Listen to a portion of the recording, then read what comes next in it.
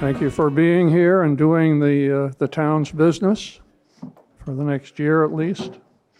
I've been asked to make an announcement about a water main break that's occurred along Main Street somewhere in the vicinity of the marijuana dispensary. I don't know if there's any connection between the two. But it's going to take a little while to return to normal. There will also be a boil water order that will be forthcoming. So if your water comes from that system, it may be impaired and undrinkable for a little while anyway. As is our custom, we will have the Pledge of Allegiance. You all stand, please.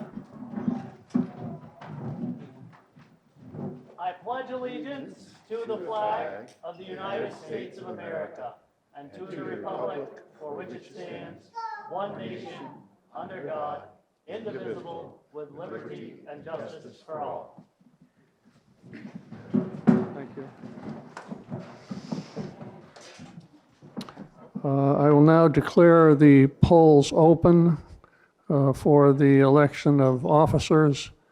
The ballots are available in the library down the hall, and you may do so. I would request you to stay until we're finished here and then go down there, but you're free to go at any time from now forth. Somewhat of a change of our usual proceedings here, I would like to recognize some groups of people who serve us all and often don't get the recognition they deserve.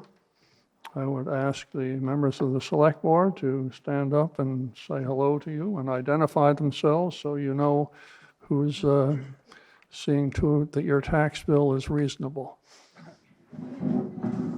Hello, everybody. Evan Patch, Select Board Chairperson. Adrian Parker. Peter Hammond. Good morning, Paul Ward.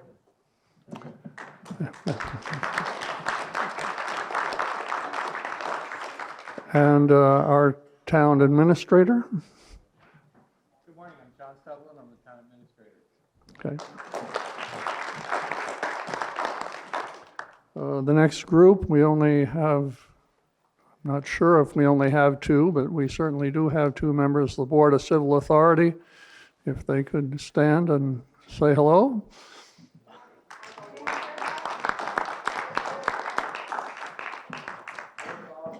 And then we have our town clerk and generally the person who keeps the entire town rolling.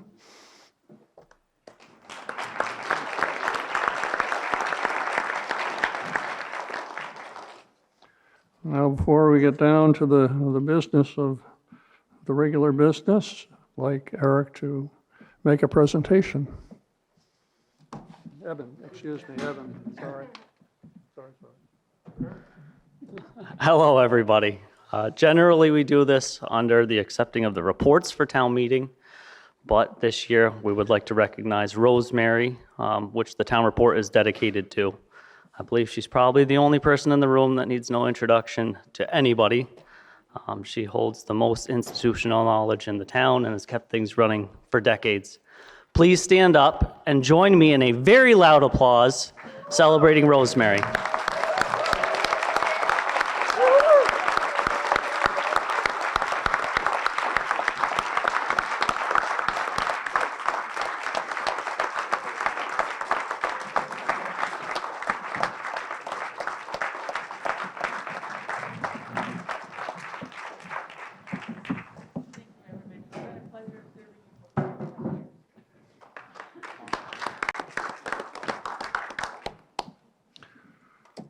Okay. Voters, are there any people here in the crowd who are not registered voters in the town of Johnson? Anyone? In that case, I don't have to ask anyone to sit in the bleachers, except possibly someone who's a little bit too young to be voting.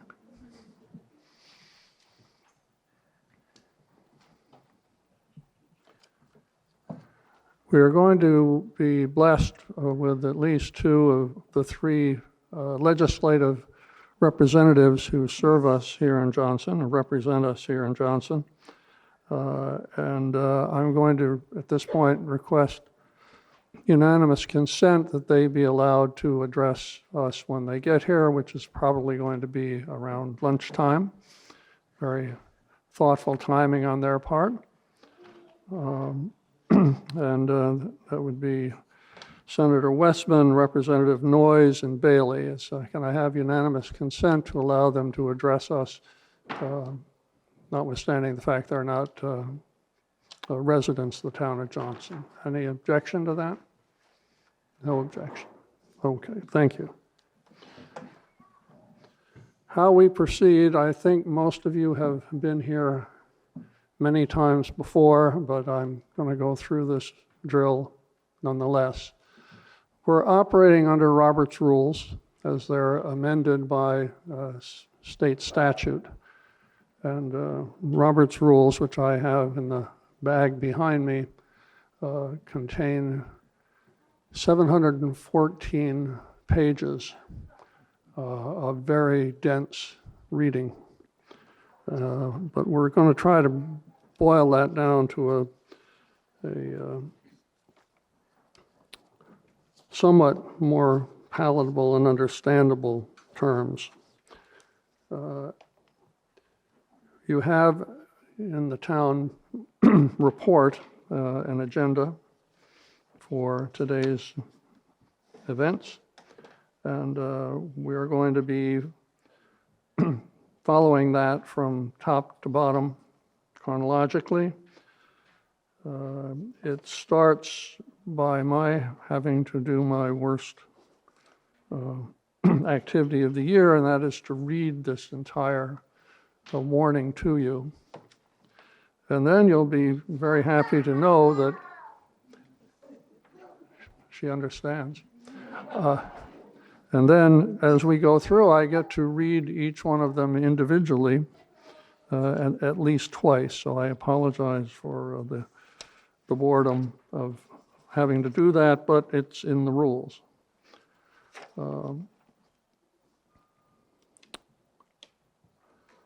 The first two agenda items deal with officers and officers of the Union School District directors. They are being elected by paper ballot, and so we won't be discussing that other than to read it and to give you notice that to vote for these folks or programs that you have to go down to the library to do so. Once we get to the main body of the agenda, I will be requesting a motion on each one. And again, by statute and by Robert's rules, the motion has to be for the article as it's written. That doesn't mean that you're necessarily going to vote on it as it's written, because it's possible for you to amend that wording. And there's a process, the process for doing that. So I will be requesting a motion. I'll be requesting a second to that motion, and then we'll proceed to discussion. All of the proceedings today, again, by law, are recorded. And in order to create that record, we have a microphone in the middle of the floor. And if you're recognized by me to speak, you have to go to the microphone in order to create that record. If you speak more than once, the recording equipment can't identify you. The only person who can identify you as a speaker is you. So even if you have spoken before and you're speaking again on the same motion, I'm requesting you to identify yourself again.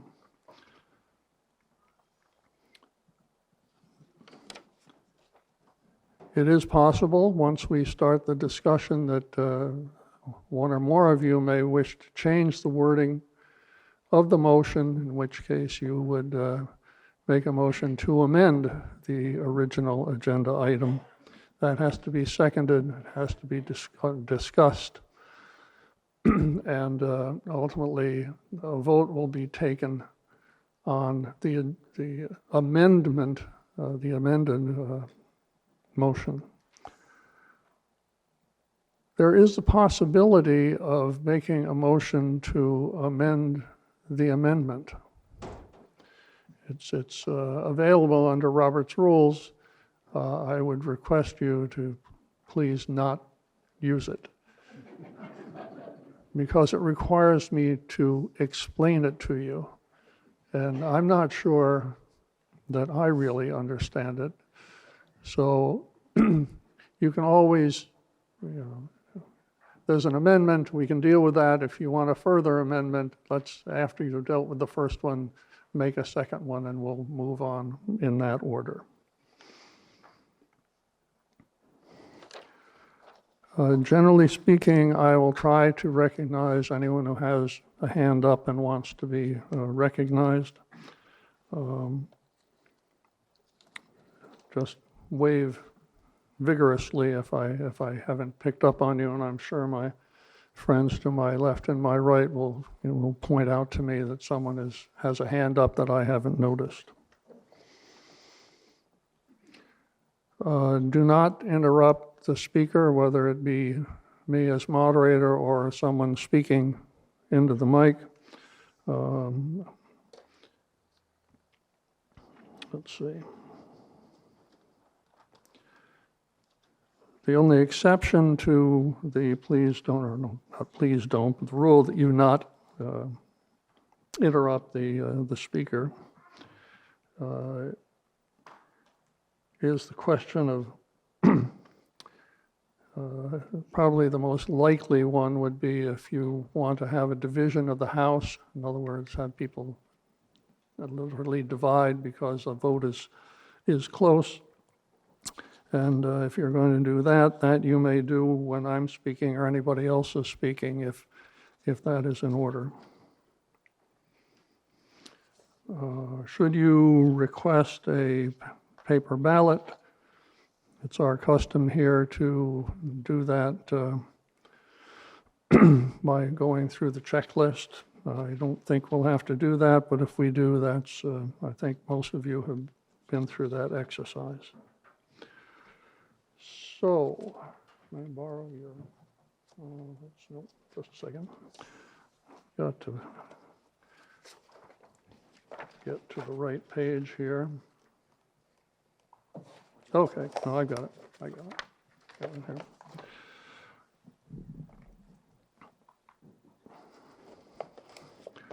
Okay, warning. Annual town meeting for the town of Johnson, Vermont, March 3, 2026. The legal voters of the town of Johnson, Vermont are hereby notified and warned to meet in town meeting at the gymnasium of the Johnson Elementary School in said Johnson on Tuesday, March 3rd, 2026 at 9 o'clock in the forenoon local time to transact the following articles of business. 1, shall the voters elect the following town officers? 1, elect a moderator for town meeting. 2, elect town select board officer for a 1-year term, the balance of a 3-year term. Elect town select board officer for a 2-year term. Elect town select board officer for a 3-year term. Elect town delinquent tax collector. Elect library trustee for a 3-year term, the balance of a 5-year term. Elect library trustee for a 5-year term. Article 2, to elect 2 Lamoille North Modified Unified Union School District Board of Directors for a 3-year term. To elect 1 Lamoille North Modified Unified Union Select District Board of Directors for a 2-year term, which is the balance of a 3-year term. Notice is hereby given that the ballot boxes for the reception of ballots for the election of Town and Lamoille North Modified Unified Union School District officers, Articles 1 through 2, excuse me, will be opened at 9:00 a.m. when the town meeting opens and shall close at 7 p.m. in the evening. These are the ones that we will not deal with here, but we'll deal with in the ballot box down the hall. Excuse me. Second.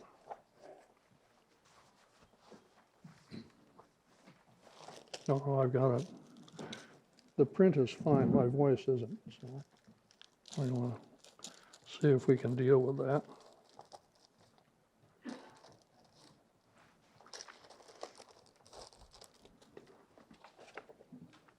Okay, on to the fun. Annual town meeting, Article 3, to review the reports of the town officers and others as included in the town annual report. 4, to establish the rates of compensation. Could I please request the microphone be turned up? We're having trouble hearing. Thank you. Let's see, testing, testing, testing. Is that any better? Maybe slightly. Well, as high as it'll go. Okay, let's go back to town 4. Can you hear me now? Yes. Okay. 4, to establish the rates of compensation for the town officers. Article 5, shall the voters authorize total fund expenditures for the operating expenses of $3,630,569.15, of which an estimated $2,400,171.73 shall be raised by taxes and $1,230,397.42 by non-tax revenues. Article 6, shall the voters authorize the treasurer pursuant to 32 VSA 4791 to collect current taxes. Article 7, shall the voters authorize the select board to appoint a collector of delinquent taxes pursuant to 17 VSA 2651 D.A. 8, shall the voters authorize the town of Johnson to collect property taxes to the town treasurer in 4 equal installments per 32 VSA 4792 as listed below, with delinquent taxes and assessments have been charged against them an 8% commission after the 4th installment per 32 VSA 1674, and interest charges of 1% per month or fraction thereof for the first 3 months, and thereafter 1.5% per month or fraction thereof for the due date of such tax. Such interest shall be imposed on a fraction of a month as if it were the entire month per 32 VSA 5136. Payments are due in the hands of the treasurer by 4 p.m. on the following due dates. First installment to be on or before Monday, August 10th, 2026. 2 second installments to be paid on or before Tuesday, November 10th, 2026. Third installment to be paid on or before Wednesday, February 10th, 2027. Fourth installment to be paid on or before Monday, May 10th, 2024. Article 9, shall the town provide notice of the availability of the annual report by postcard mailed to all registered voters at least 30 days before the actual meeting, instead of mailing or otherwise distributing the report to voters of the town pursuant to 24 VSA 1682A. Article 10, shall the town raise and appropriate the sum of $2,000 to Lamoille Area Recovery Network, LEARN, to provide support to community members who are impacted by natural disasters in accordance with 24 VSA 2691. And mercifully, Article 11, to transact such other business as may be properly brought before the town meeting.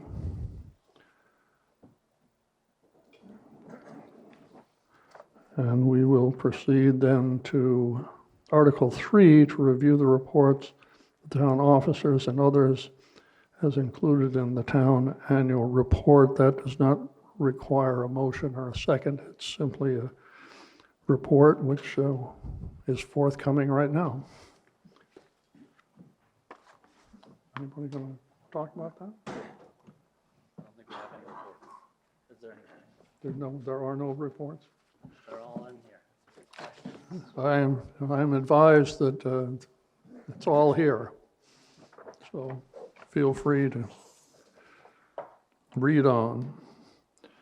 Okay, Article 4, to establish the rate of compensation for the town officers. Is there a report on what that compensation is presently?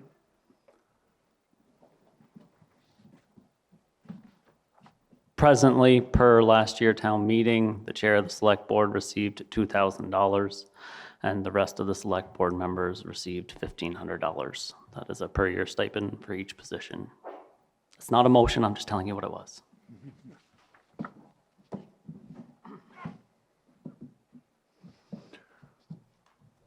Eric? Yeah, you go ahead. Eric Osgood. I make a motion that we compensate the town officers with the same as last year, which was $2,000 for the chair, and what'd you say for the regular? $1,500 for the regular members. Is there a second? There's a second. Discussion. Just a second.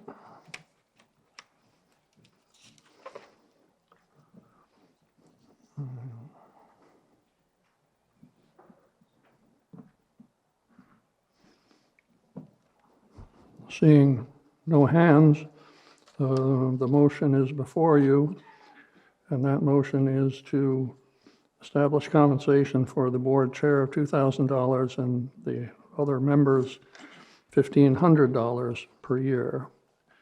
All those in favor, signify by saying aye. Those opposed?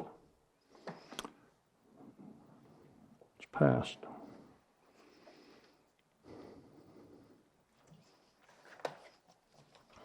Okay.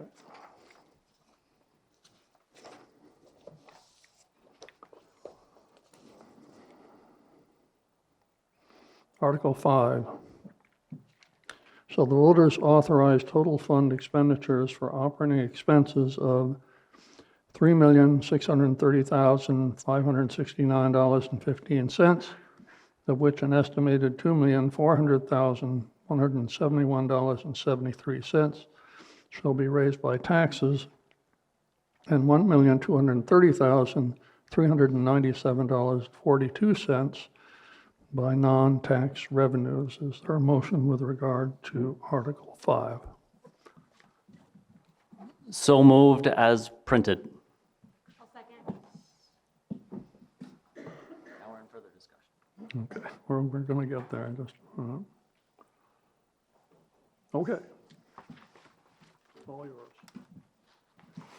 Hello, everybody. I guess we're at the meat of town meeting, which of course is the overall budget.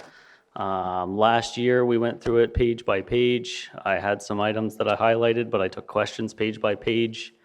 And I'd like to do that again this year if everybody's okay with that. If you want to follow along, great. If you want to just listen, that's fine too. So I'm going to be starting on page number 17. And I do have to make a note that there is an insert at the check-in for page 36. You'll hear me reference that a few times on the way through. There's plenty of inserts here. If anybody would like to pick one up, please go pick one up. So starting on page number 17, I'm going to try to give you as much detail without boring you. A large difference in this budget cycle that you have not seen for quite a while is we removed the estimated final for the current year that we are in. For those of you that don't know, we used to have to go through a long, arduous process of estimating everything that we would spend this year to come up with an estimated cash on hand to propose to the voters for next year. This 2025 year closed out. We were lucky enough to have a decent amount of cash on hand to get away from the estimated final so we can move to audited cash on hand finals moving forward. It puts the taxpayers in a better position, but I just want to point out you're missing a column that you probably have seen in previous years. Coming down through on page number 17, item number 7, on line number 7, current taxes in column H. You'll see that multiple times down through. That was already in the article of $2,400,000 and change. Are there any questions in the revenue on page number 17, which is where we're starting revenue, and we'll go to expense after? I don't see any questions. Moving on to page 18, there are a few items here that I'd like to highlight. Number 1 is on row 31, which is the pilot payment. Pilot is an acronym which stands for payment in lieu of taxes. That is the money that the town receives from the state for the college. You'll notice that that revenue, which is non-tax revenue, property tax revenue, continues to drop. The budgeted amount for 27 of $413,873 is an actual direct estimate from the state. And the reason that that payment continues to keep dropping is because our common level appraisal keeps dropping. And in how the state did the formula, we are penalized for that. Just to order of magnitude, I know FY24 is not on the town report, but that payment has dropped over $80,000 in the past 4 years, which is roughly a 4% increase in property taxes alone, 1% per year, give or take, round numbers. Other thing I'd like to highlight on this page is row number 37. This is a new row. It's a state grant program where the state is to make the town whole for a period of 10 years, the property taxes for the FEMA buyout properties. The board was a little bit conservative and estimated that we would receive about 80% of the properties that have gone through the buyout process by April 1st, so you can see that revenue on that line. Row number 45, I started out by saying there's an insert. I'd just like to point out that that is the revenue from the Highway Restricted Fund, and the accurate insert is right at the check-in table. Row number 51, this is revenue coming in from the Buildings and Grounds Reserve Fund. The proposal for 2027 is $30,000 in revenue, and the current plan for that is about $20,000 for the Holcomb House and $10,000 for the Lowell Lecture Hall. This is a money in, money out scenario, but those are the planned projects. If we don't do them, the money won't come in. If they cost a little bit more, we might have to bring a little bit of money in, and it won't change the tax rate. I just want to inform everybody those are the projects we're looking at on town property. Are there any questions on page 18? Hearing none. Moving on to page number 19. I'd like to put a pin in for row number 58. We're not bringing revenue in, but that is revenue from a reserve fund for reappraisals. We talked about the CLA a little bit, and we'll probably talk about it again. The town has signed a contract for $150,000 for a townwide reappraisal. That is to begin July 1 of 2027. And on July 1, we'll have to start expending $6,250 per month. So you'll see revenue there next year from our reserve fund. The other thing I'd like to point out is rural number 59 is now labeled Johnson Eats. That is the community brick oven committee that merged with the Food Access Task Force out of Reimagine Johnson. Not money changing there, but the line labeling is changing. Is there any questions on page number 19 of the budget? I was hoping I'd have some by now. Anyways, moving on. Oh, can you step up here, Kim?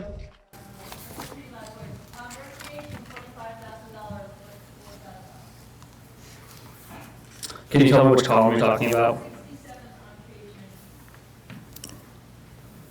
The $25,000, that's the $25,000 that came in from the Vermont Community Foundation, I believe, which is to be expended on the,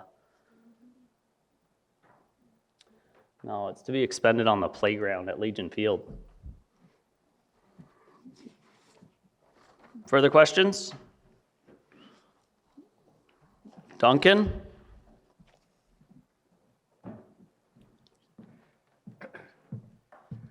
For the recording, Duncan Hastings.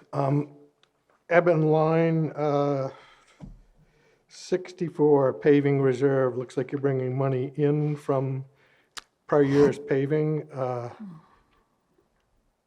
Can you explain what the paving plan is?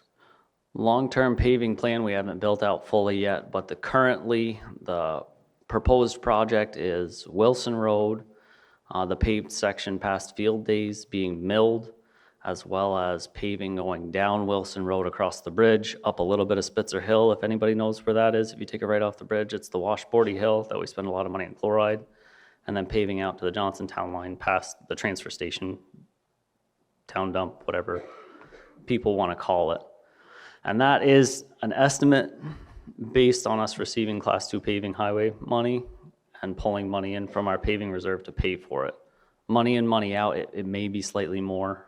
It's the most accurate depiction we could get. And we're hoping to have that completed before June 30. That's why it's in 26. Okay, so that would be, that would wipe out everything that we see further on in terms of money in the paving reserve funds, or only part of it? It would use 86,000 from the paving reserve fund and our current year paving capital In the to current year. complete the project. Okay. So we wouldn't be feeding that reserve fund with leftover from that. Thank you. Further questions on page number 19? Okay, we're starting to get into committee revenues. Page number 20, I don't think there's anything hugely notable on that page. Are there any questions on page number 20? Moving down to page number 21, the line I'd like to point out is line number 130. That is the estimated fund balance to reduce taxes. You'll see that we're using the same amount of cash on hand proposed, and we'll talk about that a little bit later. Are there any questions on page number 21? Hearing none, that ends revenue, and we start to get into expense. Page number 22, a couple of items to highlight. Row number 27, column G, that is $4,500 for the town report expense. Article number 9 would change that expense by about $1,000 because we would still have to mail out cards to the registered voters, and then whoever requests a printed copy will receive one. So that line would not completely erase, but may go down next year if Article number 9 passes. Line number 28, column F, which is the current year that we're in. I'd just like to point out that there was some auditing catch-up that needed to be done, so we overspent on that a little bit. Line number 31, you'll see this is where we fund our reappraisal reserve fund, which I was talking about. We'd see the revenue, $10,000 this year and $10,000 next year. With our reserve fund balance will make it where we can pay for that $150,000 reappraisal without affecting the tax rate with a spike in a valley. Are there any questions on page number 22? No.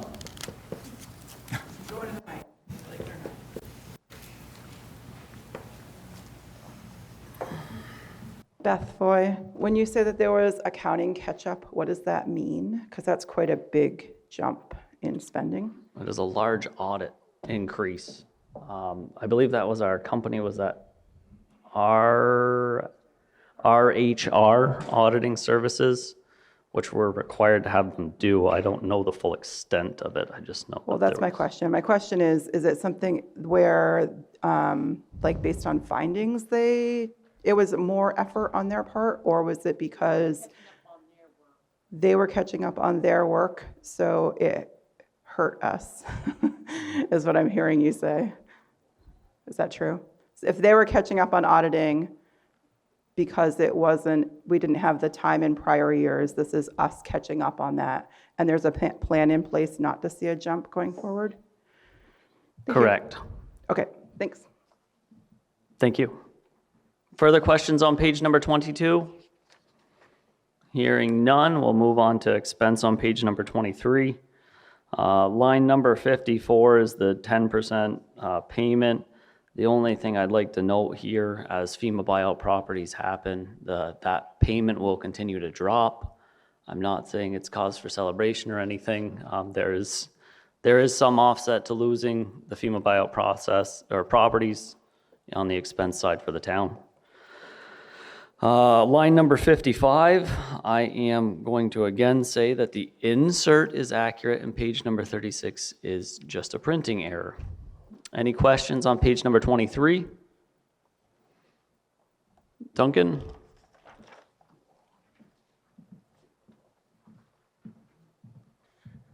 Again, for the recording, Duncan Hastings. Evan, it looks like there's no money being carried for the EV charging station. Does that mean that that's being abandoned, or what's the? We offered to gift it, but most likely being abandoned, yes. Okay.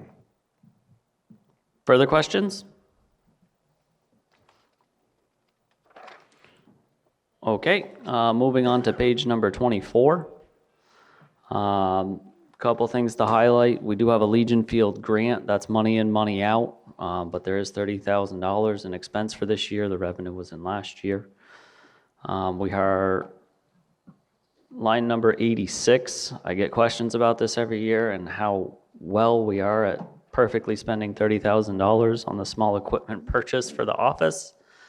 The remainder of what is budgeted in that amount that is not spent feeds our building and grounds reserve fund. So it is perfectly spent every year because it goes into a reserve fund that we can use for fixing our buildings. Line number 89, the reason that the election expense is doubling is because there is 2 elections this year that will tamper back down. Are there any questions on page number 24? Seeing none, I guess we move on to page number 25.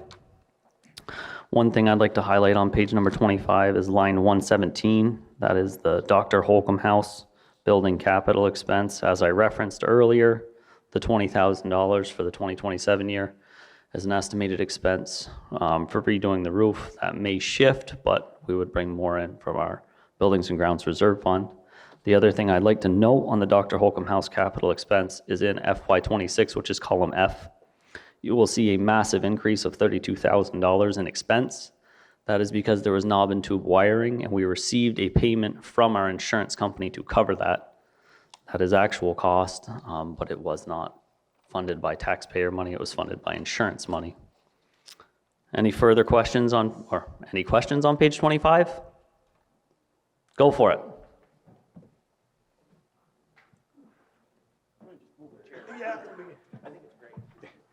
Again, Duncan Hastings, beginning to sound like a broken record, but I'm a little bit concerned that the cemetery maintenance number has gone down from $10,000 to $7,500. Can you explain that one? That was just how tight we were in the budget. We did expend just about the full amount last year, getting plot cemetery, quite a bit of work, and we were hoping to expend the 7,500 this year, or in year 27. It was just a spot where we could trim a little bit of expense to keep our tax palatable. For those that might not know, that cemetery maintenance line item is used for maintaining, repairing the stones, cleaning the stones in the town cemetery. And in the past, it's been actually difficult to find somebody to do that work. So I understand the difficulty of that, but I would encourage the board, perhaps in another year, if we're a little bit more flush, to put the money back up, the number back up to 10 grand, because honestly, 10 grand doesn't cover much in terms of maintaining our cemeteries. And I think they're really important. Certainly, thank you.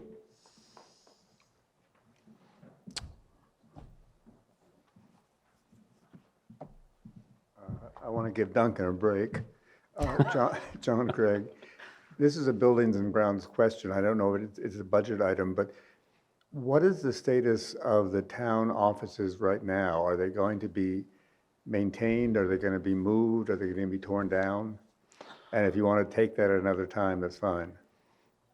I'd like to get through the full budget, if you're okay with that, John.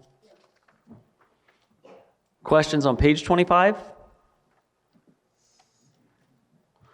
Moving forward to page 26, the lines I'd like to point out are 121, 122, 123, 124, 125, and 126. Those are all new lines for preparing for expense for the acquisition of the Low Lecture Hall. They're labeled Old Town Hall. And the line number 126 is expended from revenue from buildings and grounds, so that is not raising property taxes. Also on line 26, you have public safety expense. We start getting into library expense. Are there any questions on page 26? Yes.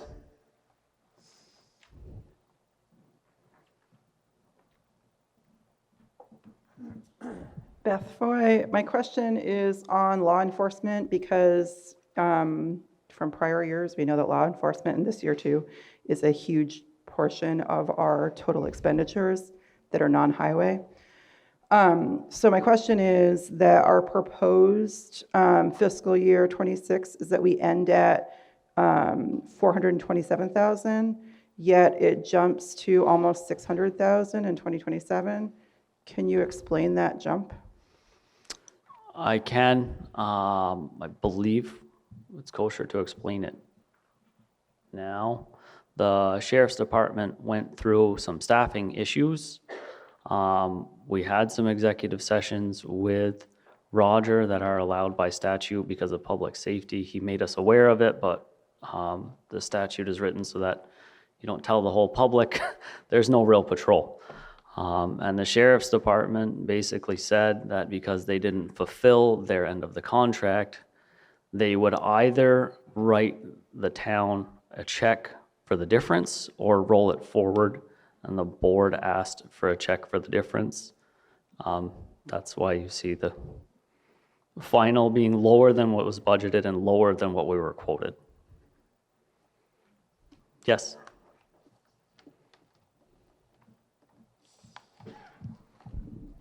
Diana Osborne. This single line item is one of the largest ones that we address, and I feel like it hasn't had appropriate public scrutiny. A committee was formed 5 years ago to investigate the law enforcement expenditures, and it was prematurely disbanded. I requested an advisory vote several town meetings ago for that public safety to be investigated further, and the select board didn't ever act on that. I'm uncomfortable voting this amount of money for an investigation that I don't feel has been taken place appropriately and with enough involvement from the community. Thank you. Further questions on page number 26? Comments? Okay, moving on to, oh, I guess we got another one. Can you come up and state your name, please?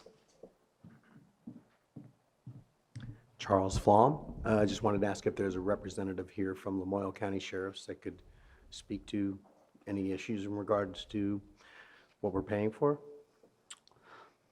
There is a sheriff in the back, or a deputy.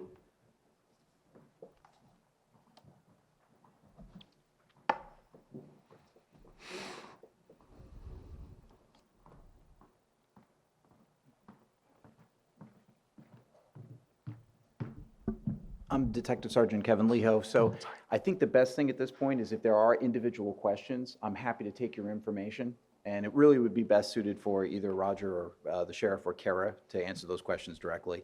My part of the, the police department is handling the calls for service or scenes. It's not really budgetary. So again, if there are individual questions, Kara or the sheriff would be the best for serving it. So I can answer certain questions on, coverage or, certain incidents or whatnot individually, but again, not budget. So, sure. Any particular question?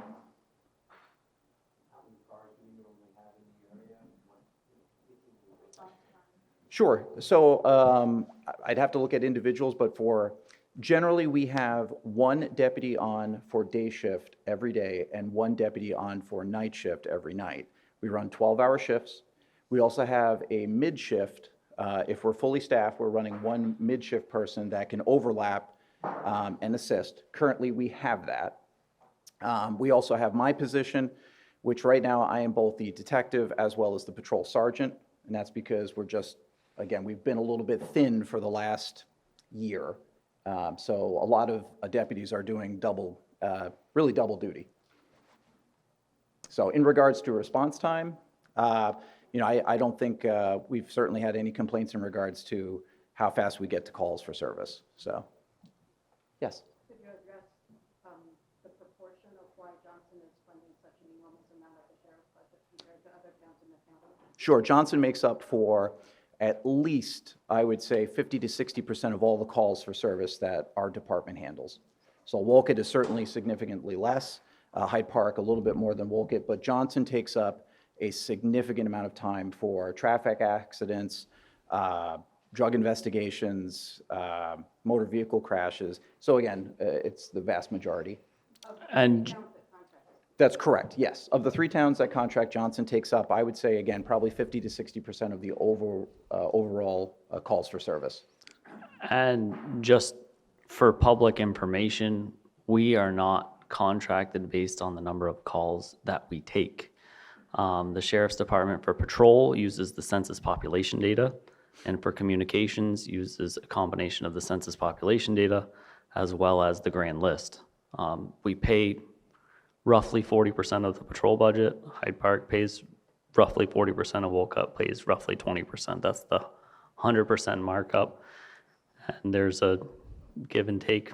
Maybe some years we receive more services than the 40% cost, and maybe some years we receive less. But that's the general breakdown. And just so everybody knows, the full amount of public safety, which would include animal control expense, health officer expense, NEMS, law enforcement patrol, dispatch services, and the fire contract, the full amount has increased by 3.41% overall. And it represents 26.34% of our total budget. Is that answering enough questions?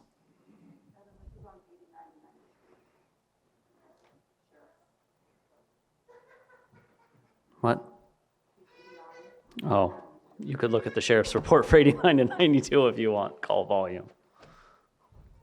Are all the questions for Detective Kevin Leho? I'm not hearing any more. Thank you. Thank you. Any further questions on page number 26? Hearing none. Moving on to page number 27. 2 items I would like to highlight here are spend for the library, and one is the building maintenance, repair and supply, and the building capital expense. You'll see for 2027.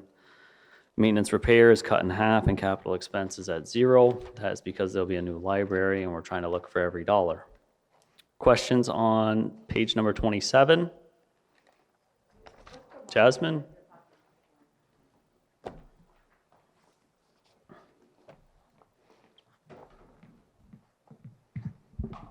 Jasmine Yaris, line 164. Do we still have Isabel as a rec coordinator? Yes, we do. Oh, great. The rec coordinator's salary is shown in 3 places of our budget. It is currently encompassed in the town office salaries. Okay, great. Thank you. Thank you. More questions on page number 27.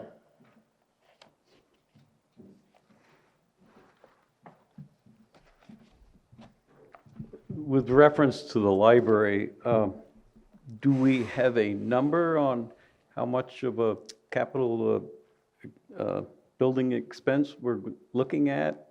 Do we have to raise? Are you talking about the overall project right now? Yes. So there are several parts to that.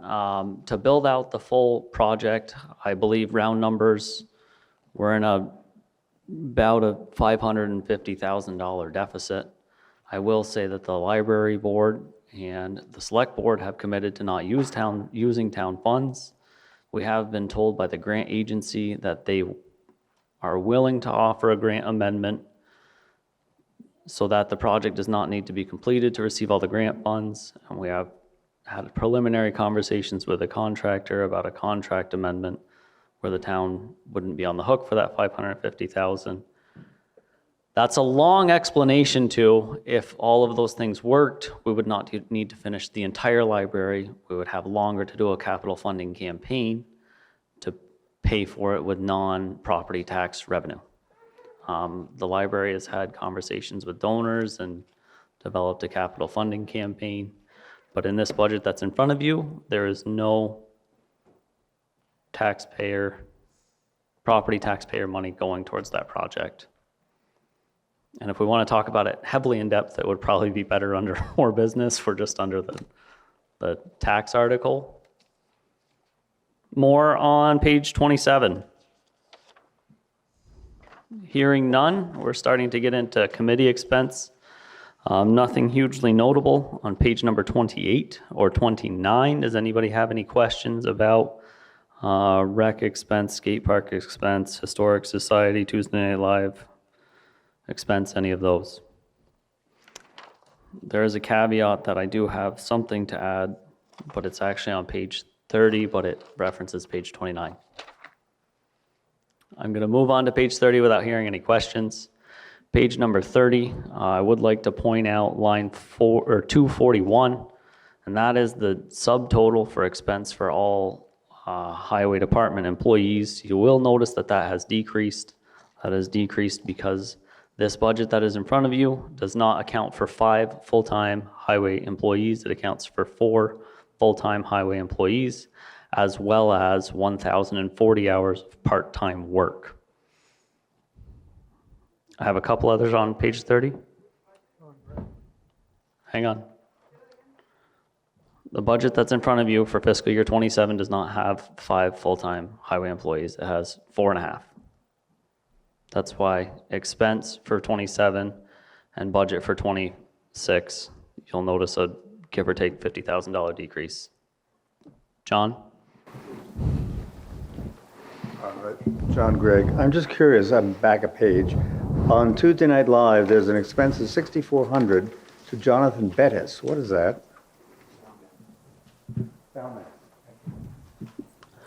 For everybody that couldn't hear that, Charles said sound manager? Sound man? Sure. Okay, are we back on page 30? I do have a couple other highlights, and then I'll take further questions on page 30. Line 258, dust control. I think we all know expenses are going up. That is for chloride, and chloride prices are going up. Are there any questions on page 30?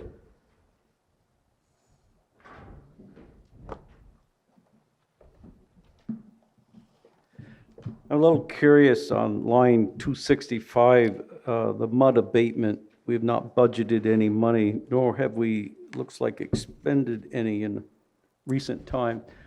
And I know when we started that project, we saw a huge benefit from it, and we would use areas that the highway foreman would identify as the worst mud areas, and basically they pull out the material there, 2 or 3 feet of it, and rebuild the road with fabric paper on the bottom. And these areas have shown to be the following spring, after the project's done, there's no mud. So there was a lot of bang for the buck in making that investment and trying to get all of the worst mud areas taken care of. Are we at a point where the roads are not getting that muddy anymore in the spring that we can stop this program? Good question. I think we all know that springs can vastly sway one way or another, so I don't know if we'll ever be at a point.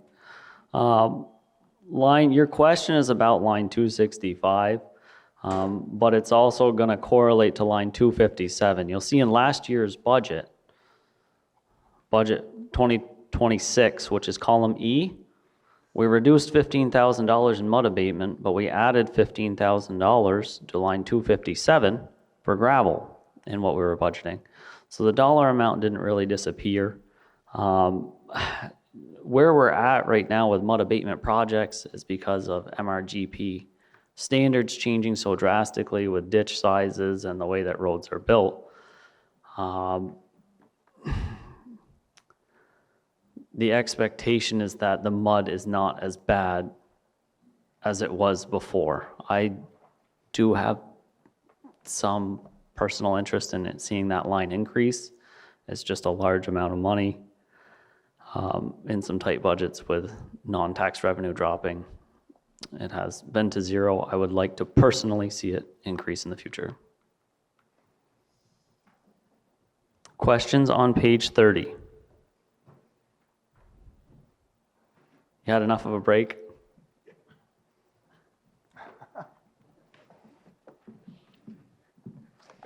Duncan Hastings again. I want to support what Eric said. I think that the value of trying to address mud situations and cure them, as opposed to every year dump more gravel on the same spot only to have the mud spot reappear the next year, is candidly a waste of money.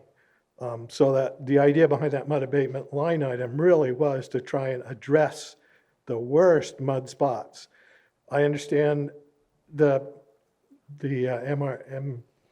MRGP, whatever it is, the program is increasing ditch depths, and there may be less mud, but I have a hard time believing that all the muddy sections have gone away. And hopefully at some point in time, that line item can go away. Hopefully we will have addressed the worst places, but I would encourage the board to work with the road foreman to identify the worst areas and fix them.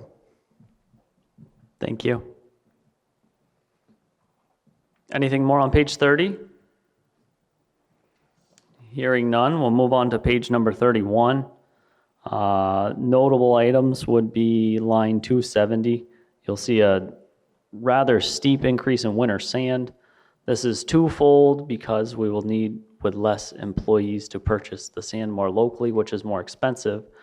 But the other fold of that is that the material that was clean that came out of Holmes Metal, which is stockpiled as another mound of dirt down at the highways area there. We do have plans on putting out to bid crushing services to have that to use for next year, and that is 10,262 yards. So give or take, that is 2 years worth of material, but because of mobilization costs, we would have to spend quite a bit more per yard to spread that out over 2 years. Hopefully that all made sense. The other two items that I'd like to highlight on page 31 are lines 287 and 288. Those are our purchase for large equipment, and how we fund the reserve fund. Again, those are accurate in the insert. They are not accurate on page 36 of the town report. The other thing I would like to say about 288, at last year's town meeting, we heard the voters say, stop using cash on hand to bolster the equipment reserve fund and budget for it appropriately. You will see that instead of adding $7,000 a year to that fund, after a lot of review, we have decided to add $10,000 a year to that fund to commit not using cash on hand to shave it, but to actually budget appropriately. Are there any questions on page 31? Wonder if you could address winter salt 271. I've been reading in the papers about environmental concerns on road salt runoff, et cetera. And I'm wondering if the board, if you've been considering any changes in our salting techniques. Eric Noose. As far as salt use, we've probably talked about it every year since I've been on the board. And every year, the board has pushed the highway department to use less. And that is for two reasons, quite frankly. Environmental is a consideration for us, but taxpayer dollars is a huge one, and salt is very expensive. It's $103 per ton right now, I believe. We have not looked into alternatives because, doing quick searches, using Google myself, the alternatives are very expensive. But we can certainly consider maybe changing some applications on certain roads that get salt right now. We use brine as a diluted measure already instead of spreading just salt. Further questions, page 31. Yeah, my name's Dean Locke. Just got a question on 293 on the recreational field mowing. So it went from, it looks like went over budget there, and now there is no budget line for that. Did that get folded into all the mowing again, or is that in a different line? That got folded in last year. So at last year's town report, I'm trying to find it right now, but under select board expense, I believe you'll find that there's a line that went from about $1,000 to $15,000. Oh, right there, okay. It's on page 25, line 108. Okay. You'll see that used to be $800, and last year we discussed it, moved it up to $15,000, and that is all mowing. So now instead of having some mowing for Holcomb House, half the mowing for the municipal building, the rec fields, all the other properties, we combine them into one. Is that being handled all by the same contractor, or is that all is that separated out It's all being handled by one bid. by one person? Yep. Okay, thank you. Further questions on page 31?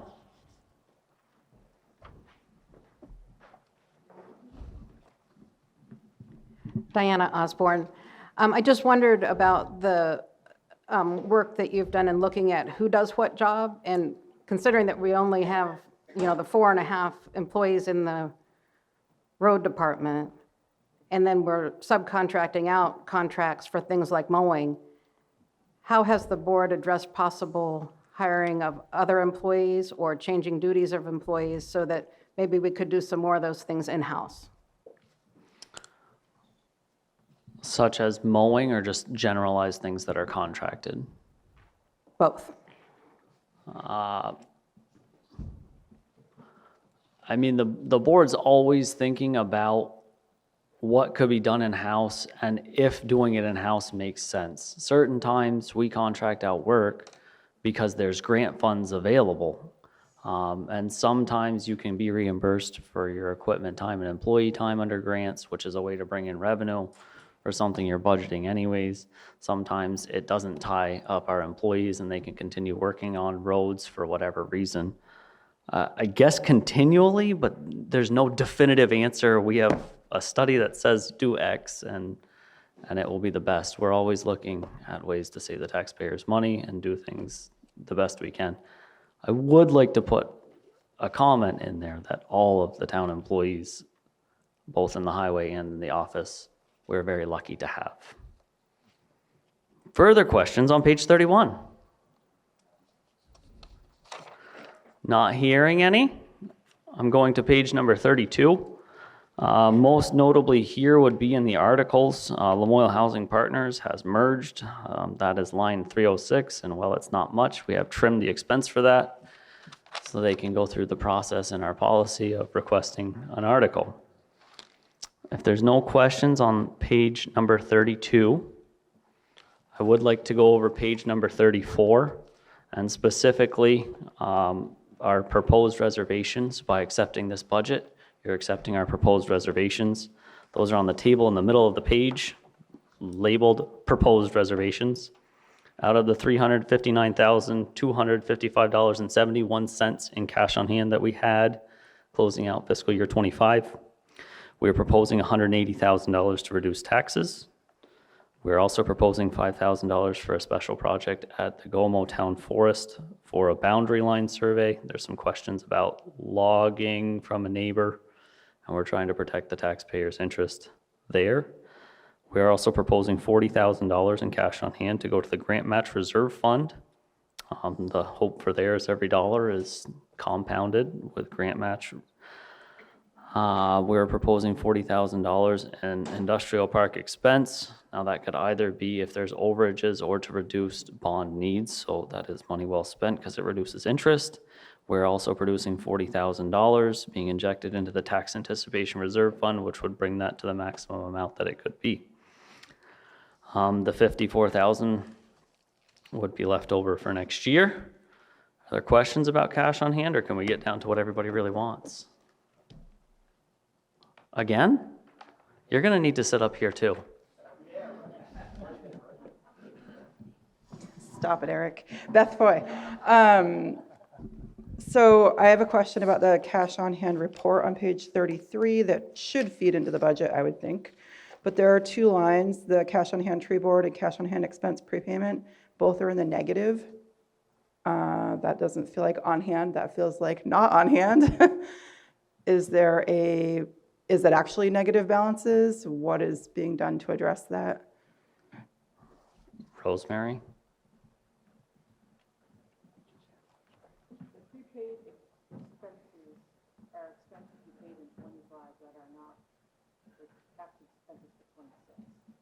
Did you hear that? The prepaid expenses are expenses that we paid in 25 that are actually expenses in 26, so it's shown as a negative accounting wise, but it's already been paid.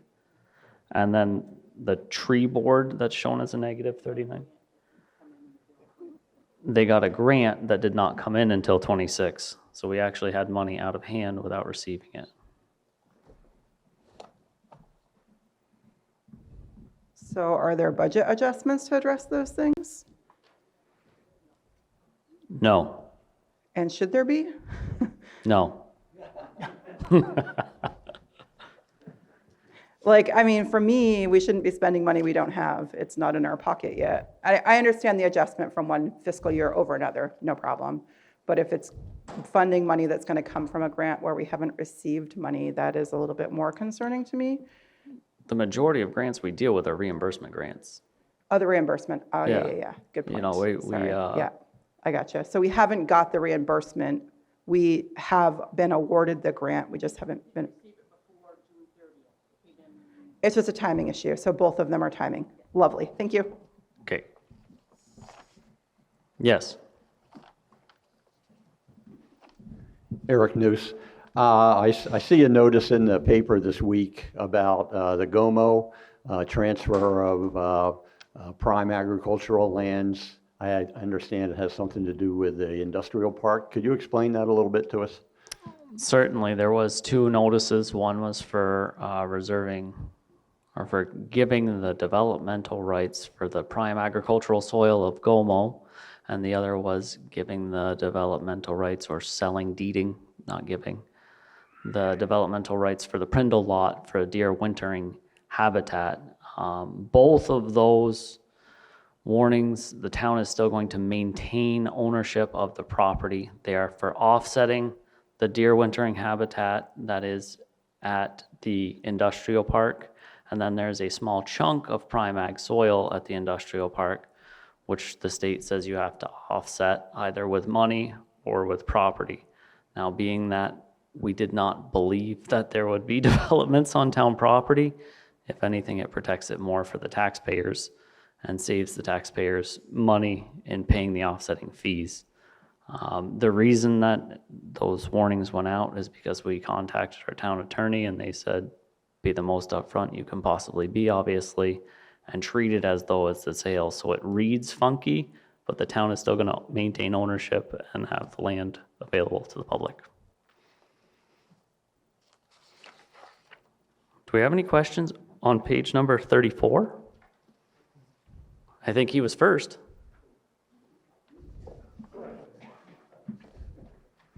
Eric Osgood, just a quick thing. As it's now an audited balance that we're cash on hand, should we look at, in that center section there, eliminating the word estimated? We should. We're in the last year of estimated. It'll be automated. It'll be audited next year because of the timing of our audit contract. It doesn't happen before we have it there. It's within a couple of pennies, I would be willing to bet. Still a question?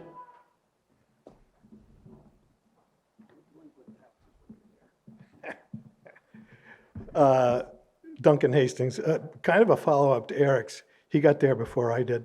I was going to point out that we won't actually be looking at an audited, an actual figure of an audited balance until next year. So we're always going to be looking at a 1 year behind audited fund balance that goes into the budget. So this year is that sort of unique year where we're changing out from estimating the year and expenses to an estimate of what the fund balance is going to be, and next year it'll be a real number, an actual audited number, right? Correct. Further questions in cash on hand? Yes. Michael Patch. I'd like to know about delinquent taxes. I see the number that's on this. Is that true? I know it is, but It's not. You're talking about the delinquent taxes of $316,204. yeah. One thing you do have to bear in mind is this is a snapshot in time. That is the delinquent taxes as of June 30th, 2025. Correct? Everything in here is a snapshot in time. The current delinquent taxes, did we get that yesterday? I don't know exactly what they are, but yes, there is delinquent taxes, and the state has changed the process for tax sale. We've been back and forth with attorneys for over a year now trying to have a tax sale to recoup all of the delinquent taxes that are over $1,000. Thank you. Further questions?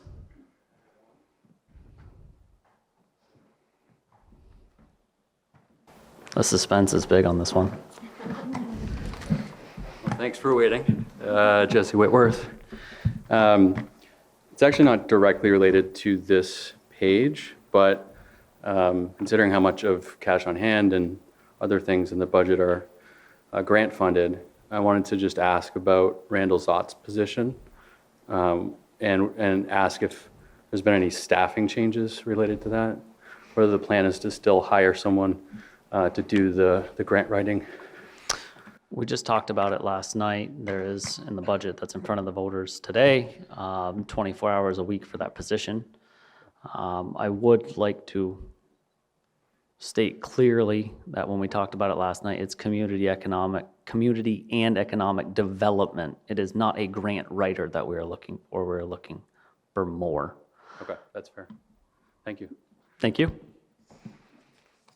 Does everybody want to boil this right down to some numbers and we can ask any question we want? Page number 35 is what everything boils down to: cash on hand, proposed budget. You'll see in page number 35, our 24 grand list and our 25 grand list. This is a estimated grand list based on what will be in the town's possession as of April 1st for setting the tax rate. So we did quite a bit of work on painting the most accurate picture we possibly could. I'll point you to the table in the middle. This is just based on values and tax rates. So if you had a $100,000 house, based on the tax rate in 2026, you would pay $950.20 in town taxes. Based on the new estimated tax rate in 2027, which would be 98.74, your tax bill on a $100,000 parcel would be $987.38 in town taxes, which equates to $37.18 of an increase per $100,000 in property value. Are there questions about how that works? Any other? Can you stand up and go to the mic, please? Charles Flom, was that market or assessed value? That's the town-wide assessed values. Further questions? Hearing none, I guess I'll sit down. Thank you all very much.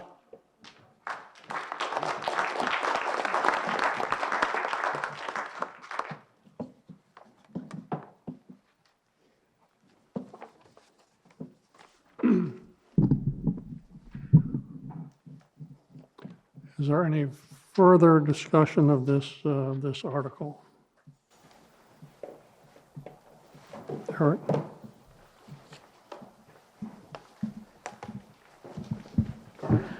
First of all, let me just commend the whole board. Overall, great-looking budget, but most importantly, on who you dedicated the town report to. There's no one more deserving.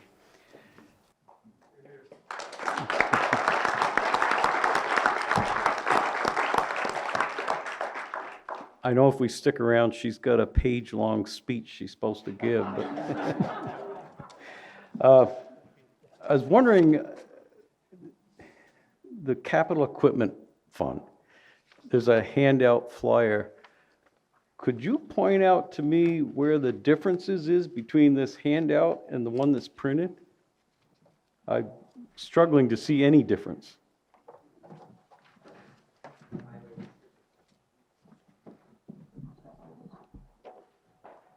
Do I have both from last night? Hold on one second.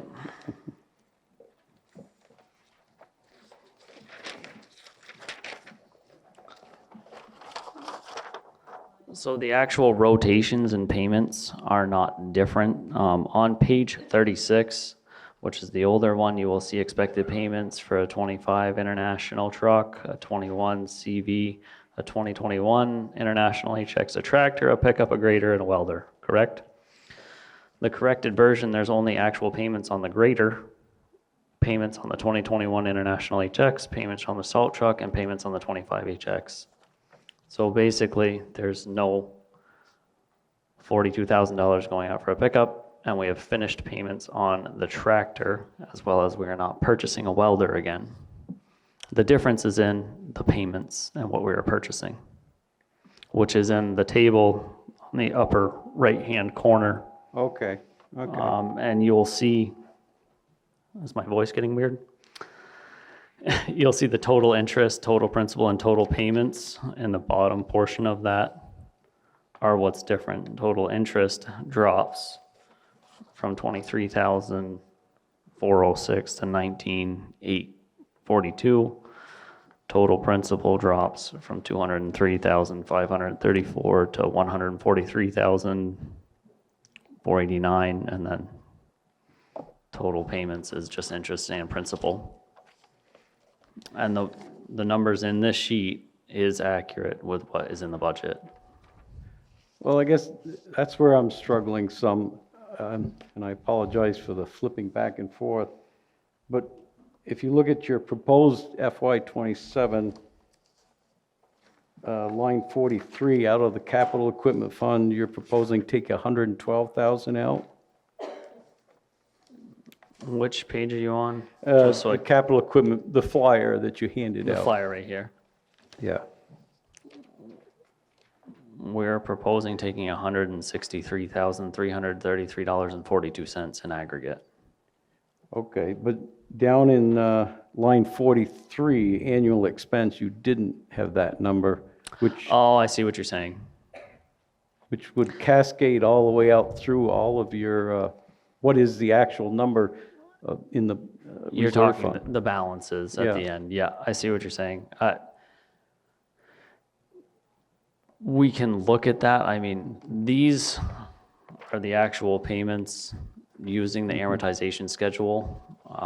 These are just what's in the field, if you will, on the bottom table is just 1/5 of the overall cost. It's not actual direct interest and direct principal. And we can correct that, but what's in your budget for revenue and in your budget for expense is accurate. I see what your question is on the field. So the one up there on the right-hand side, you're proposing the 163,000 taken out. But yet your annual expense subtracting out of your equipment reserve fund is only 112,000. Yep, it is. So does our capital equipment fund have less money in it because of this? To be honest with you, I don't know the exact answer to that. I know that last year's balance is correct, so if it were to be off, it could be off by $40,000 in future projections. Okay. And of course, that has a cascading effect every year going out through. Correct. Okay, so possibly what's shown here is not the real number of not. what's in the reserve fund. Well, the real number on the reserve fund is in the cash on hand report, but the projected by the end of 26, 27 year could be inaccurate.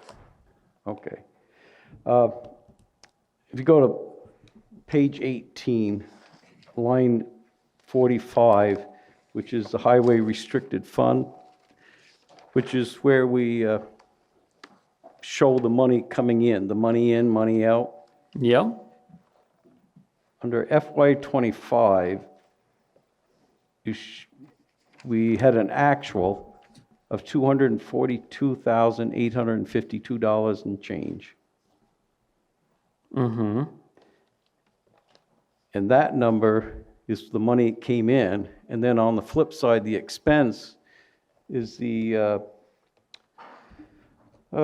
interest, which is line 55 on page 23, and line 287, page 21, is the purchase of large equipment.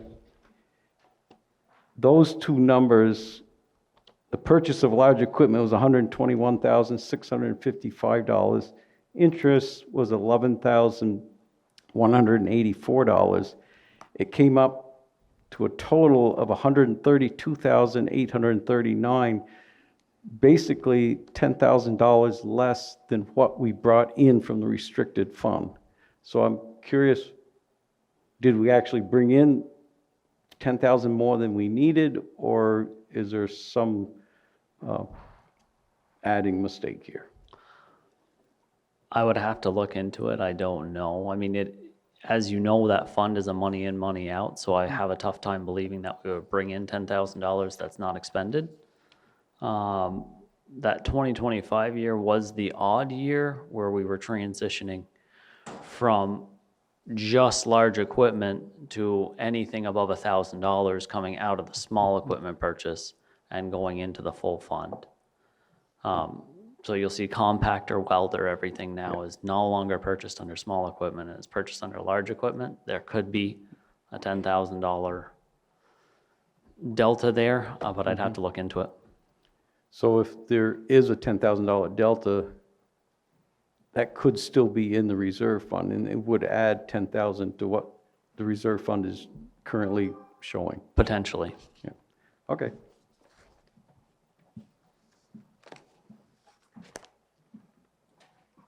For me? I think Diana had her hand up first. Sorry. Diana Osborne. I have so much respect and gratitude for the hard work that the board and the town employees do day in and day out.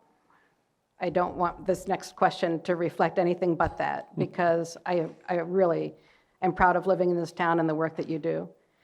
If somebody did have a problem with a particular line item, whatever that is, what's the most respectful way to address that at this stage in the game? Because I know you guys have been working on this budget for a long time, and if somebody just wants to change a line item right now, it really kind of is awkward. If you did want to change a line item, what's the best procedure for anyone to follow for any line item? I think that would be a Dave question, if you wanted to reduce the budget. I can tell you what I know. If you wanted to just address it and have it looked at next year, address it. If you're proposing changing an expense, I believe that you would need to propose, make a motion to propose a change on the overall budget with a recommendation for the board to use it here on a certain line item. But you're voting on an overall budget, not specific line items. Did I answer your question? I would make a motion if you want something changed. I think Eric had his hand up first. Eric Noose. Just wanted to make a comment on the Sheriff's Department's budget. And it's really just a little bit of history. Over the years, we have appointed a committee, or the Select Board has, to look into different alternatives for public safety for the town of Johnson. And over the past years, I've served on at least a couple of those. And although they're kind of old history now, it became very clear when we studied those that all the alternatives were way more expensive and probably less service. I think a quick look at Morrisville PD or Stowe PD shows a big difference on how much you get for your buck. And we also talked about contracting state police, which had other problems on service. So I'm not saying that it might not be a bad idea. I don't know if the board is thinking about that or not, but I have a feeling that a quick look and a possible report next year would be helpful for folks, just to put that in perspective. Thank you. Duncan had his hand up first. Well, you stole his thunder last time. You can steal yours. Duncan?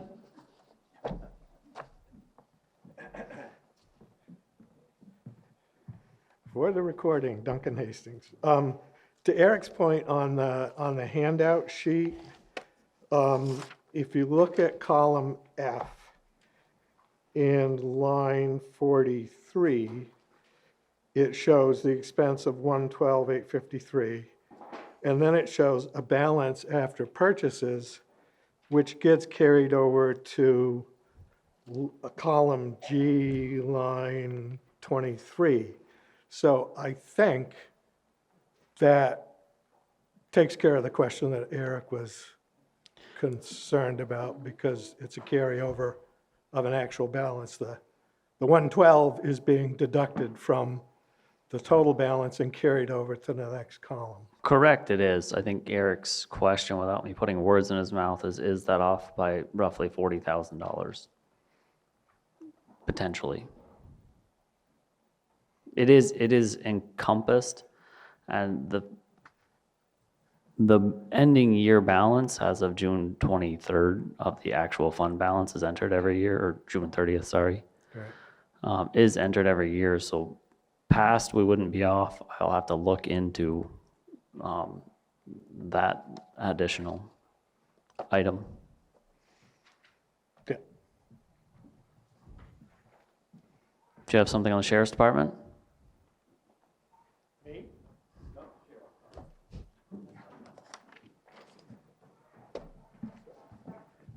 Eric Osgood, I wanted to address Diane's concern, and Dave could maybe correct me if I'm wrong, but as I understand it, the voters today can only amend the article for a lesser amount to be voted on, approved for the budget, we as voters cannot direct where that reduction would have to be taken. We can advise, but it ultimately would be the select board's decision where they made a reduction. In other words, if the voters decided they wanted to reduce 40,000 from a line item, they can only reduce the budget by 40,000, and it's ultimately up to the select board to make the decision on where that 40,000 comes from. Am I correct or not? You're correct in the sense that what this meeting votes will be the number that they have to work with. But I think we may be, crossing a bridge that we don't have to cross. At the moment, I'm not seeing any hand waving to offer an amendment to the original motion, so. Somebody want to call the question? No, well, actually, the fact that no hands are up, I'll leap into the fray here and say, Can I call the question? seeing motion to call the question. Is there a second? Okay, there is a second, and all those in favor signify by saying aye. Aye. Those opposed, no. The original motion is now before you. Shall the voters authorize total fund expenditures for operating expenses of $3,630,569.15, of which an estimated $2,400,171.73 shall be raised by taxes and $1,230,397.42 by non-tax revenues. All those in favor of that motion signify by saying aye. Aye. Those opposed, no. Motion is carried. On to Article 7. So the voters authorize the select board to appoint a collector of delinquent, wait a minute, excuse me, I'm off one here. Article 6. Shall the voters authorize the treasurer pursuant to 32 VSA 4791 to collect current taxes? Is there a motion with regard to Article 6? Is moved as printed. Is there a second? Second. There is a second. Is there any explanation of this article?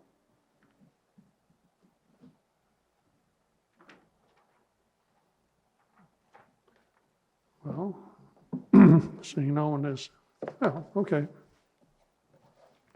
Duncan? I just have a question. Does this article change in any way because of the fact that the town voted to authorize the select board to appoint a treasurer as opposed to elect a treasurer?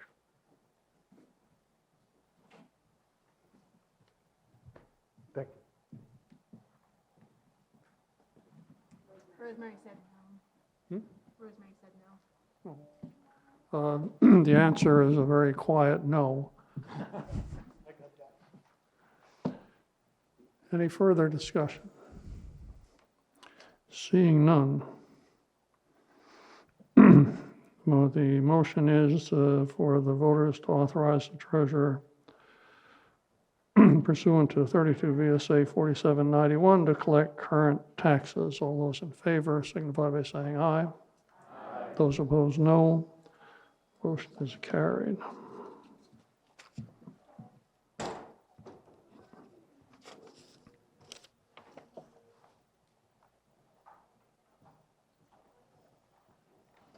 Okay.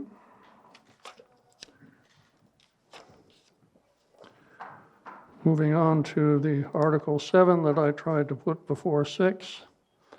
Shall the voters authorize the select board to appoint a collector of delinquent taxes pursuant to 17 VSA 2651D, parens A, close parens? Is there a motion with regard to Article 7? It is moved as presented. Is there a second? There is a second. Discussion.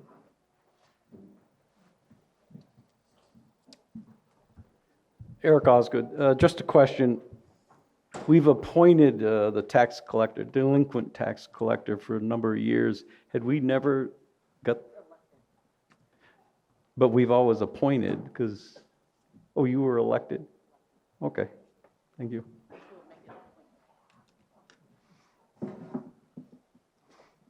Any further discussion? Seeing none, motion is before you. Shall the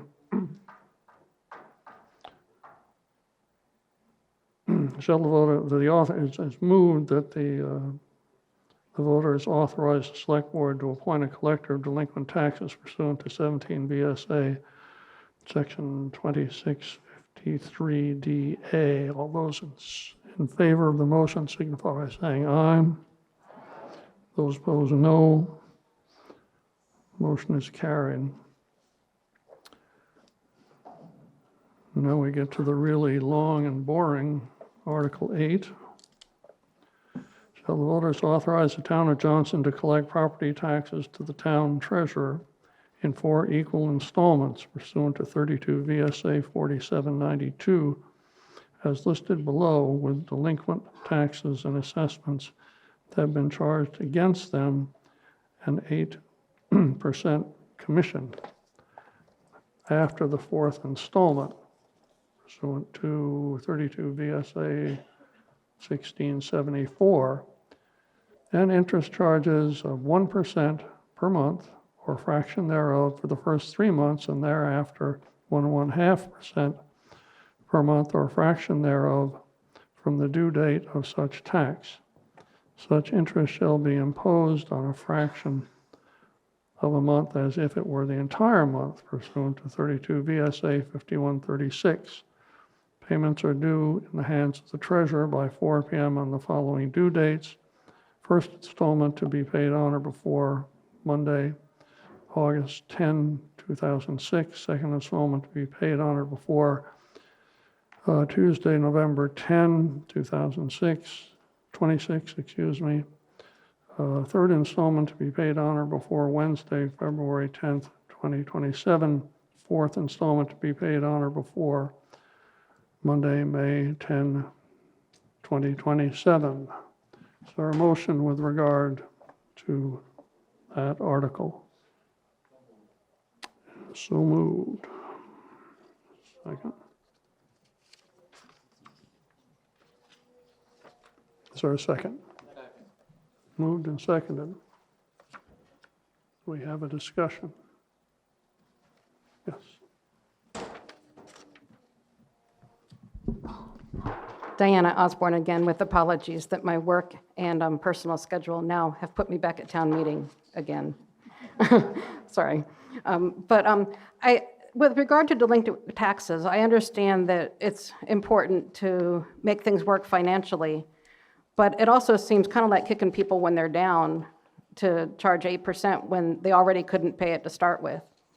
I was at a select board meeting recently when the point was made that there actually are some people who are able to pay their tax bills in full at the beginning of the year. And it was brought to my attention how helpful that is to the town to get more of that income ahead of time at the beginning of the year rather than having it dribble in.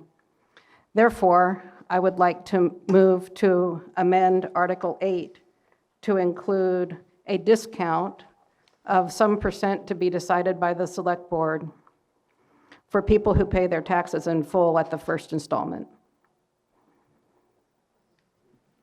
Hang on just a second.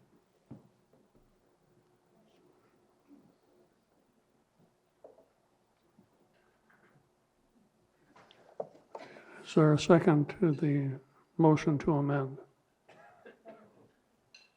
Yes, there is. Okay. I'll address that.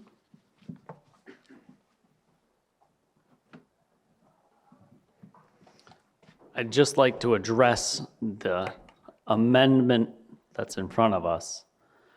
I do think that it gives the select board latitude to select the percentage of reduction, but I would like to point out that we would need to appropriately do this, budget for what we would not be receiving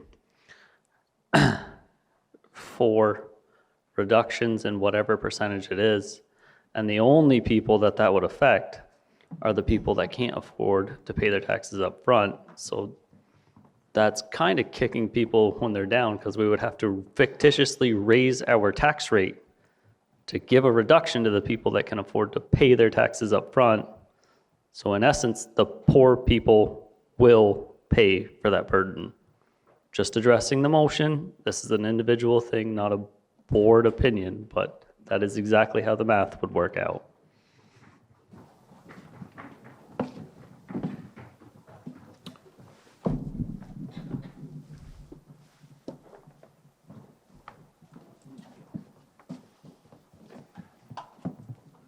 I'm Lois Fry, and I think that my recommendation would be if there's any reduction, it would perhaps be in the interest that's charged, and there may be some kind of sliding scale or something, but to do it for the people who are having trouble, it would be helpful.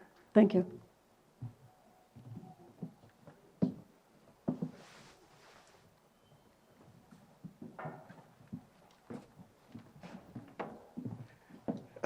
For the record, Duncan Hastings again.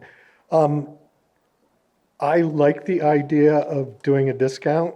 To Evan's point, I think it would be prudent to ask the select board to look at that and consider it, because it does end up becoming a setting the tax rate and/or budget issue. So if we're going to do that, I prefer to see it done as part of the budget process. I have another question, and maybe this is a Rosemary question. It's the going to the 1.5% penalty after the first 3 months. Do you think it's a disincentive or an incentive to people to catch up on their taxes if they think they're going to have to pay 1.5% versus 1%? There will be people that will wait for the very last installment, pay the whole year, and there's no disincentive not to do that. So would you, am I correct in thinking that you would suggest that the 1.5% should be there, and it would be your recommendation that we should leave it at 1.5 versus dropping it to 1% across the board? More in favor of reducing the 8% penalty. I didn't hear that, Rosemary. Be more inclined to reduce the 8% penalty. That's the maximum the town can charge. That's the maximum you could, by statute, that's the maximum. It could be a different penalty. Okay, thank you.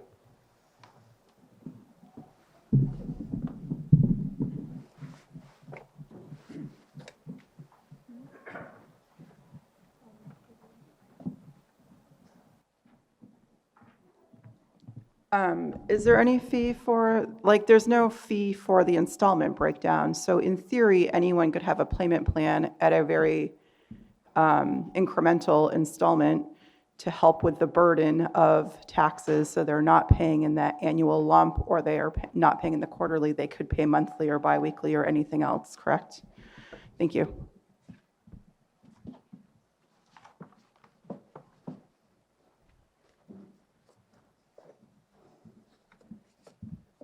Eric Osgood. I'm inclined to vote against the amendment, but I would ask, I think that it's a good thought, and have the select board follow up on it.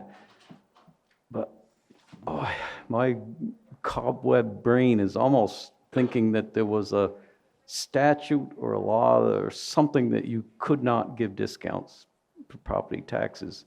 But I could be totally wrong on that. But I guess, like I said, I will vote against it, but I would think that the select board maybe ought to look into it and get town legal advice.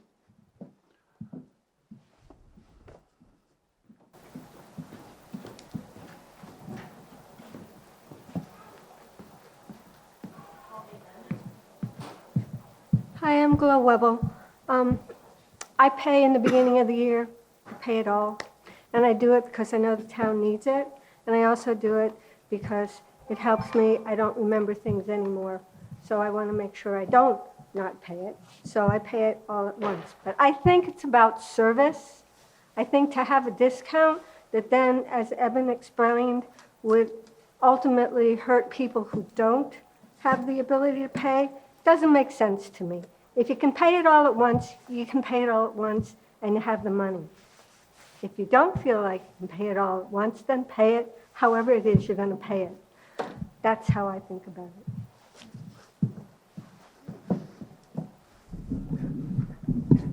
Seeing no further hands, wait, oh, okay. Yeah, sorry. Hi, my name's Michael Patch. Eric is right. Back about 15 years ago, we had somebody approach the select board about paying in a lump sum if he could get a discount. Eric, we did research this when I was on the board, so your memory's not fogged. It's there, so you'll have to look at it. Second part of it is, over the years, if you look at the delinquent taxes, every year it's the same thing. I do not want to support what she's trying to do. Great thoughts, but no, I think we should go with what the select board has appropriated. It'll make people pay their taxes. We're trying to run a town and they're struggling to pick up, well, in this case, it's 200,000 instead of 300 and whatever. It's your responsibility to being part of a community is to pay your part. That's just my simple common sense.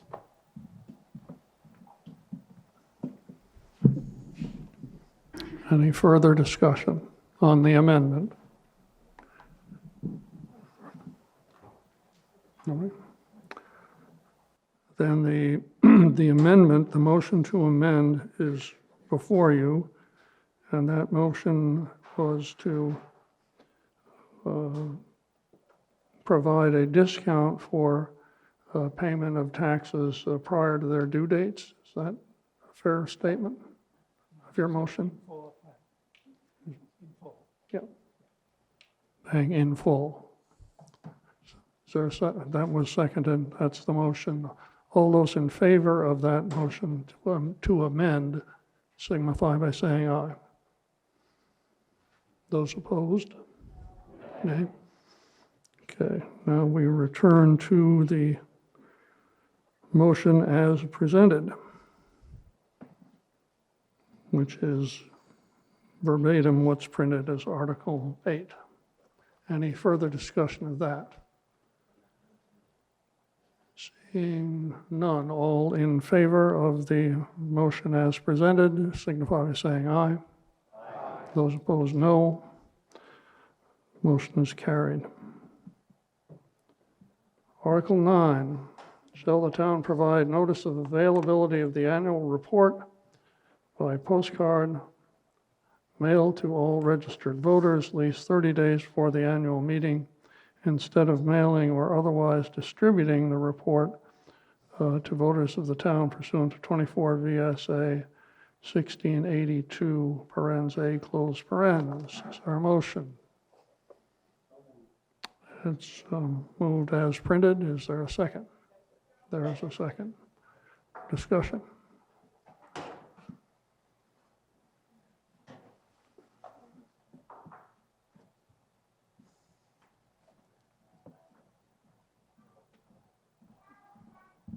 Beth Foy, I'd like to propose an amendment where it states that the postcard, so shall the town of provide notice of availability of the annual report by postcard mailed to all registered voters at least 30 days before the annual meeting instead of mailing or otherwise distributing the report to the voters. I would just like to propose that we add a or mail by request, so that anyone who has transportation or mobility issues has the opportunity to receive the report. We'll Come back. Come back. Don't. Hello. I want to make this clear. And where would you insert? I would insert after, before the annual report, instead of mailing or otherwise distributing the report, distributing the report to the voters of the town, or, and then I would write the words or, mail report by request. Mail report by request? Yep. Mail report by request. Okay, thank you. Is there a second? Is there a second? There is a second. Discussion.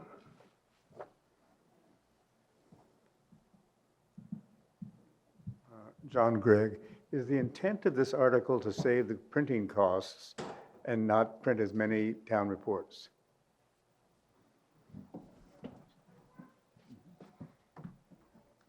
Yes. Good, okay. I'm curious why you don't include email in the article. Or is there a way of rewriting the article so that you would write to people and ask them if they wanted a town report by email and therefore not have the cost of the postcard? As you'll see in the article, it does reference a statute, and I believe we are required to mail out the postcards. The postcards will have information, and we did a brief talk about this in one of our meetings. We would put the town report most likely on our website and direct people that didn't want a physical hard copy. They could go to the website, or they could request one to be mailed. This has nothing to do with access to the data. It has to do with the fact that if you go into the post office the day these are mailed out, 60% of them are in the trash. Okay, That's I quite would frank. wonder if we could propose that we mail the town report to Duncan, Beth, Diana, Mike, and Eric. To two Erics.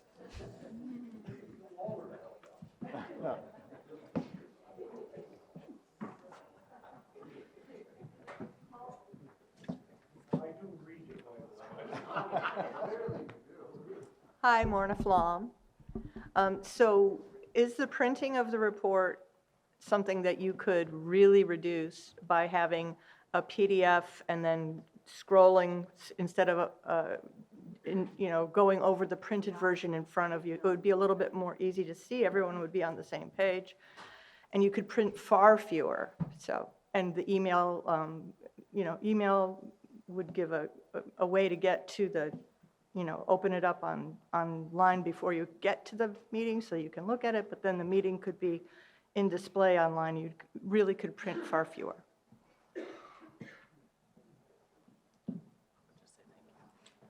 could also download it from the website, right? Need help on the last word of the amendment proposed. Or mail report by request, okay.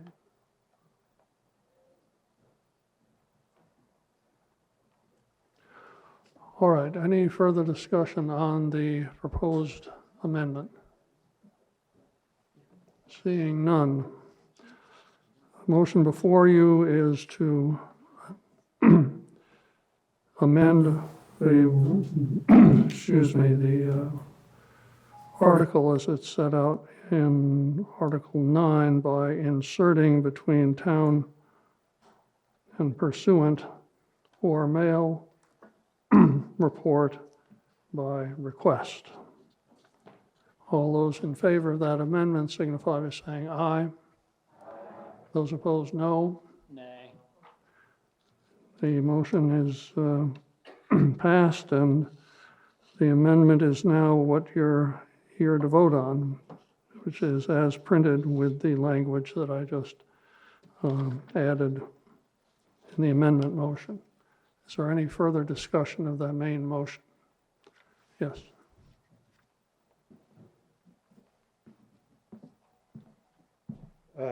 Duncan Hastings. I'm not sure if it's discussion as much as clarification. If this were passed, a mailer would go out. And would that mailer ask the question, do you want to receive a copy of the report? Yes. He's getting good at that. As a follow-up to that, would you envision having a certain number of copies, printed copies, available at town meeting if someone wanted to attend town meeting and get their copy there?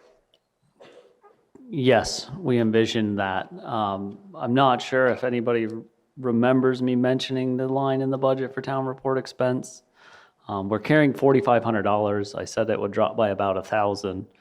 You'd think that we wouldn't, if we didn't print them, it would drop by more than that, but we're still going to print copies, have them available for pickup, available for download from the internet, available for request for them to be mailed.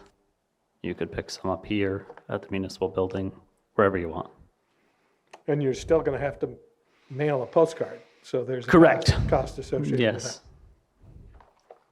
that. We are the last larger Lamoille County town that mails one of these to every registered voter. That's another reason, just watching the cost.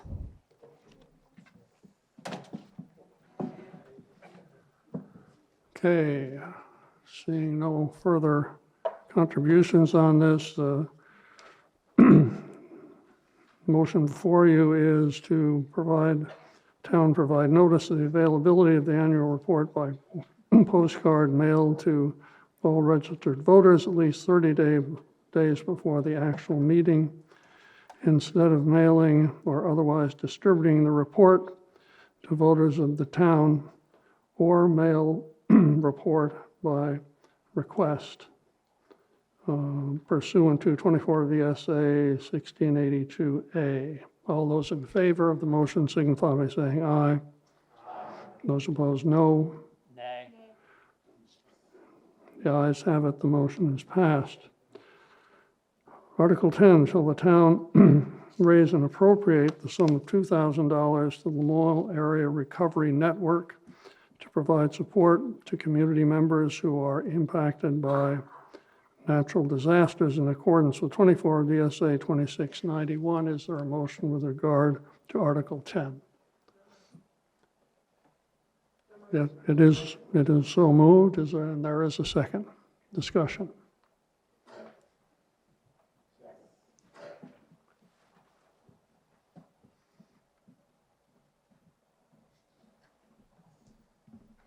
I just want to speak on behalf of Learn. They provide really critical help. They've helped many of our households here in Johnson through the 2023 flood and the subsequent events as well. But the 2023 is a really big one. They really help navigate financials, logistics, all of the bureaucracy that comes with steps you have to take federally, at the state level, and locally. So I'm a really huge advocate. I'm on their board, actually, because I believe in them so much. And the work that Sarah Henshaw, along with the support of United Way and others, has been huge for Johnson and the residents of Johnson. So I really hope that we not only support them in appropriating some money to a really, really good cause that has very impactful results here in our community, but that you also speak about Learn in a positive way, tell your neighbors, and make sure folks know that there are support services for anyone who needs them when it comes to help navigating natural disasters. As we know, it's hard to keep your head straight, and when you're directly impacted, we know this from our neighbors, or those of us who are directly impacted, and Learn really plays a critical role in helping folks through all those steps. So thanks.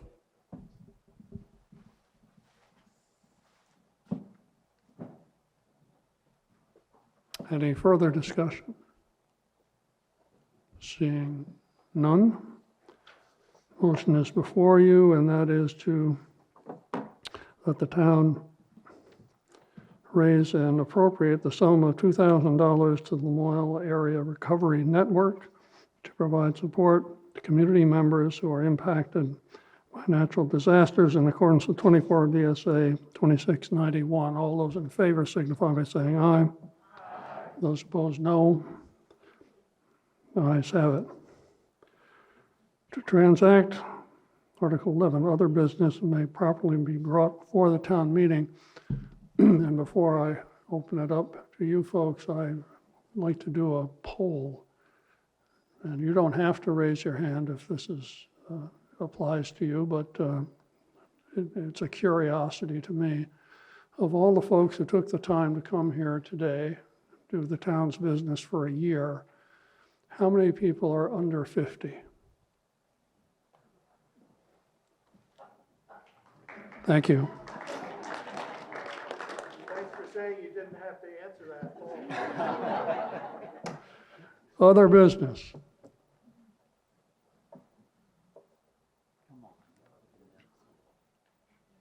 There is only one other motion appropriate in that circumstance. I assume it is to adjourn. Is there a second? There is a second. Any discussion? That's actually not discussable, but we'll give you a chance. All those in favor signify by saying aye. Those no, opposed no. We are adjourned.